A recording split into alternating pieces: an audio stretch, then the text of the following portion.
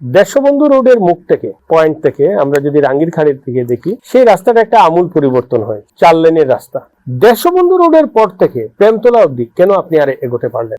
রামনগর থেকেই আমি ধরি, রামনগর থেকে যদি ধরি আমরা, তাহলে এই রোডটা তারাপুর হয়ে আর আপনার ক্যাপিটাল হয়ে, ট্রাঙ্ক রোড হয়ে ক্যাপিটাল হয়ে সোজা রাঙ্গিরখাড়ি, নেতাজি স্ট্যাচু, তারপর সোনাই রোড হয়ে যেটা রাস্তা চলে যায়, এটা ন্যাশনাল হাইওয়ে অথরিটির রাস্তা। কংগ্রেস সরকারের চিন্তা করা উচিত ছিল, তারা যতদিন শাসন ব্যবস্থায় ছিলেন, যে এটাকে কিছু করা যায় কিনা।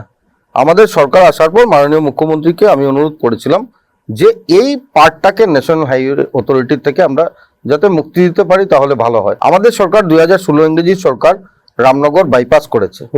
এখন এই বাইপাস দিয়ে যদি আমরা চলে যাই তাহলে কিন্তু হয়ে যায়। তাই ন্যাশনাল হাইওয়ে অথরিটিকে আমরা সেটা লিখেছিলাম যে আমাদের স্টেট পিডব্লিউডি কে আপনারা হ্যান্ড ওভার করে দিন।